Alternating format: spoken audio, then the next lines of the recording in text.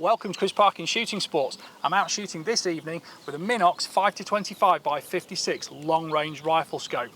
In collaboration with them, I'm also using the new XRange 10x42 binoculars with a laser rangefinder on board.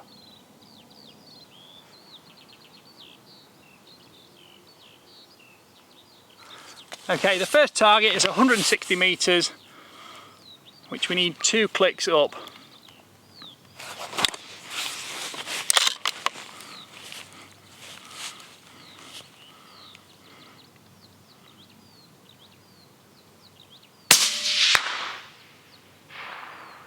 Which is good because we've just broken the chain.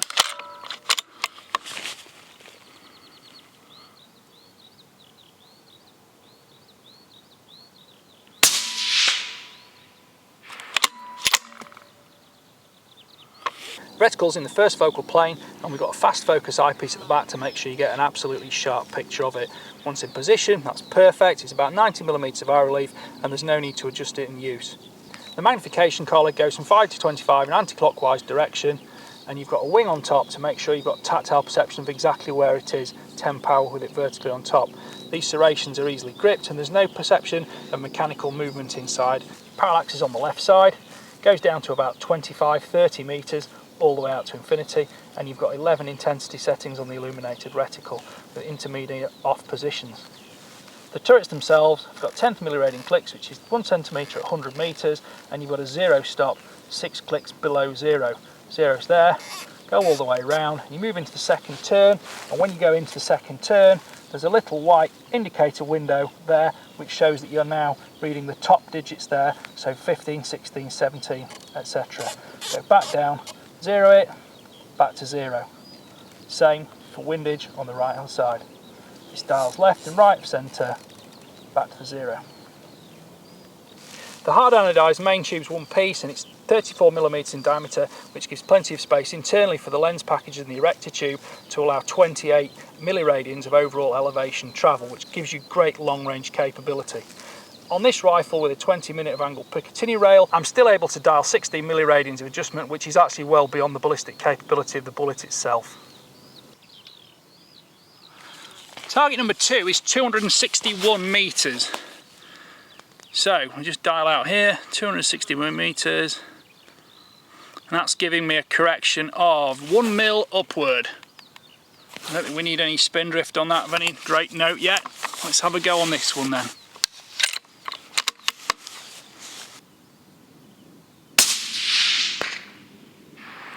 Second shot's on.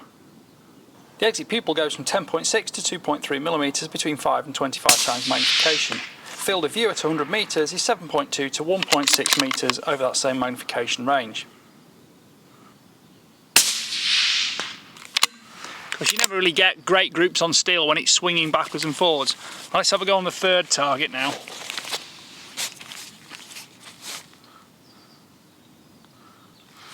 Third target's 414 metres.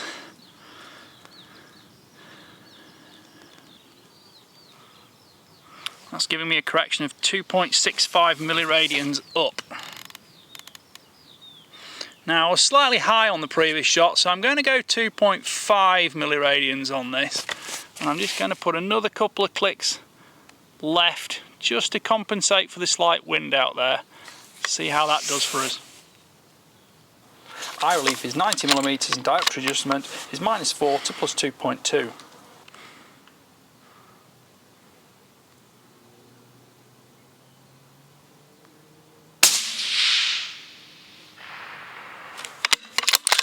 Missed right on that one. The scope is nitrogen gas purged, non-fogging and waterproof according to IPX7 rating. 2 hairs just came bouncing straight in front of me. Overall length is 422mm, overall weight is 940 grams. Aiming on the left hand edge.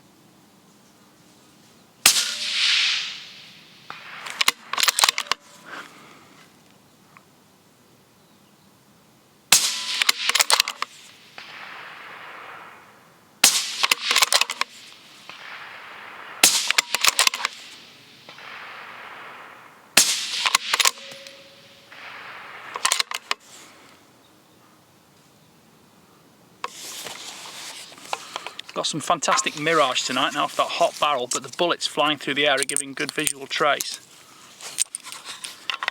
And we have actually got some small 1 pint milk cartons down there at 414 metres. So I'm going to have a shot on those now, just make a couple of corrections on the sight. Let's have a go at those. They're quite small.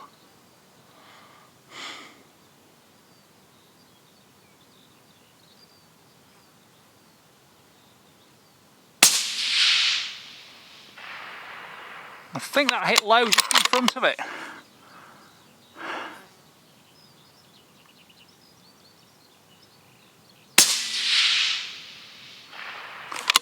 Just off the right edge.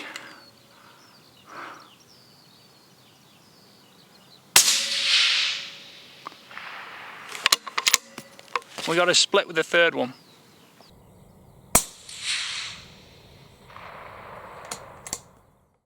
So I'm using the Minox XRange binoculars. These are 10x42 magnification and objective lens size. I've been using these to ping the steel targets tonight, but I'm also here looking out over the farm and just seeing the extremes of what I can ping easily in daylight. Now, in fairly strong daylight we've got at the moment, rangefinders are usually a little bit weaker than they are in poor light, so I think this is a fairly fair test of it. Now, I'm looking at the fairly large copse in the centre of the big field, and if I go to the left corner of that copse, I'm range finding 420 metres. The point nearest to me of that copse in the middle is 406 metres, and the far right corner is 249 metres. Sorry, 449 metres. Now you can have three different types of aiming point in these binoculars. You can either have a crosshair, a circle, or a combination of the circle and the crosshair. It'll work in yards or meters, and you've got various other settings. You've got different brightness settings, and you've got different settings for which return you get, whether you get the strongest return, the furthest return, the nearest return, and other functions like that. It illuminates in red, and very interestingly there are two control buttons on top, and you can actually set it up as to whether you want it right-handed or left-handed. When it arrived with me, it happened to be set up left-handed. I've switched it to right-handed, so that means that now the right index finger is my range finding button and the left one is my menu button, and it actually works very simple, very easy to use. And the battery, if you need to replace the battery, it goes in the centre of the focus dial there, which is fingertip light. It rolls very easily. It's got nice little raised studs on it in rubber, so it just works with the tip of your index finger.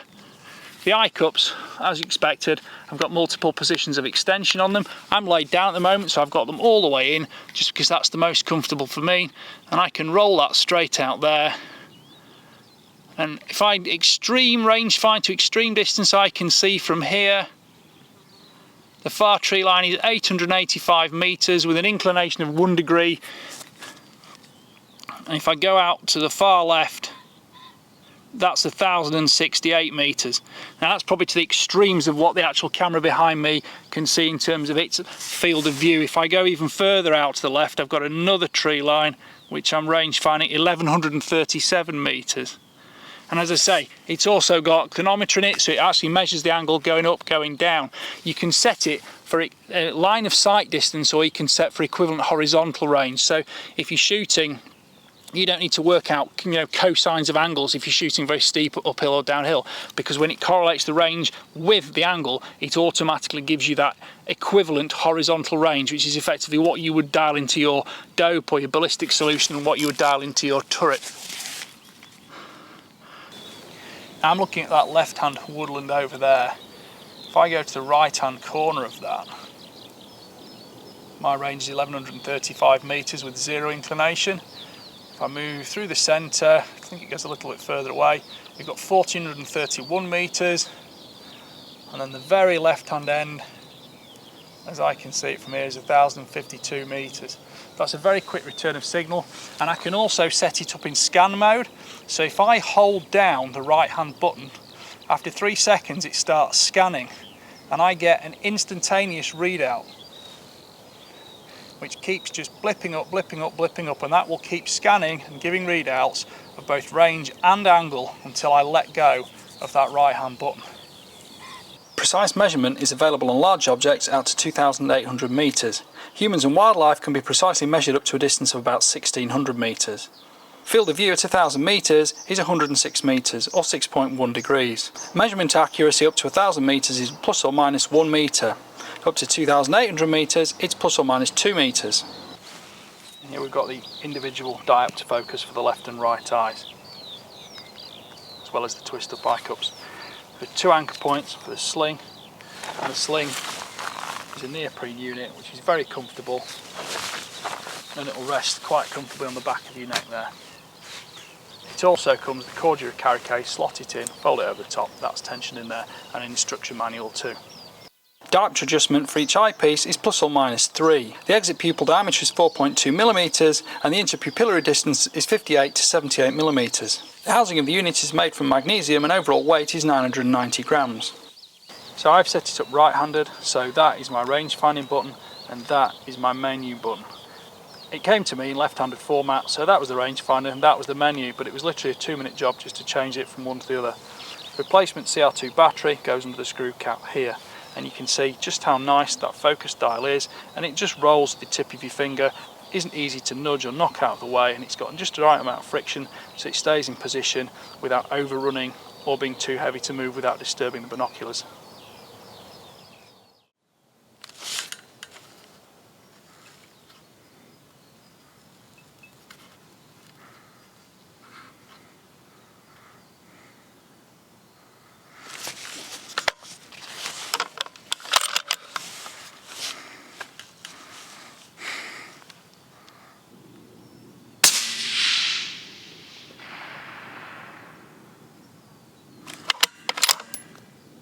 It's been quite tricky shooting that small 1 pint container. Just watering it with some red food colouring. I quite like them. They're quite testing. It's about the size of my fist, so it's a realistic challenge for sort of varminting setup on a rifle. I think in fairness this barrel is an 8-inch twist and it prefers slightly heavier bullets than the 55s, but it still shoots quite well. But it's just frustrating when you're shooting something sort of that width, you're just slotting down the sides of it and over the top. But regardless, I've just taken the trigger cam off, which gives you a little bit of a clearer view of what's going on. Don't take all the trigger cam footage as totally gospel, because of course that doesn't focus as quickly as the human eyeball does. So if you've got any slight variations in the scope, which your human eye automatically compensates for, the trigger cam needs manually focusing, and unless it's actually paired with a smartphone, you can't actually see what the trigger cam can see. But the footage should still be pretty good, and also the barrel did start to get quite hot, but I think you'll have seen some good bullet trace on that actually through it. Just looking at some of the details on this, pop those off now. You've seen me dialing the turrets with great ease and simplicity. They've got lovely strong clicks that I can hear. They're very tactile as well, so I can count them just through my fingertips, or I can look at them. It's very clear, laser engraved here. It's all white and very vivid. When I go all the way through the first turn, which is 15 milliradians, there's like a clunk and a little white spot turns up on the right of the turret here, and then that goes into my second rotation, which is marked at the top circumference of the elevation dial. So if I go back to 0 there, similarly windage exactly the same, left and right of centre, nice firm clicks, good grip. You can use it very intuitively. Left side parallax dial's got exactly the same type of checkered panels on it, and external to that there is also the illumination dial, which has 11 intensity settings with off positions between each one. I am shooting in fairly bright daylight, even this evening. We're sort of in the middle of June now, so you've got nice light evenings. So you can't see the centre of the reticle illuminating through the trigger cam, but it does, and it gives you nice clear illumination without too much over bright sparkle coming off it. Colour rendition is excellent. You get really nice colours, very good contrast, especially on the greens, and it's also not giving me any problems with chromatic aberration. At the back end here we've got a fast focus eyepiece, which doesn't have a lock ring on this one, but it does on the ZP, which is where they slightly differ.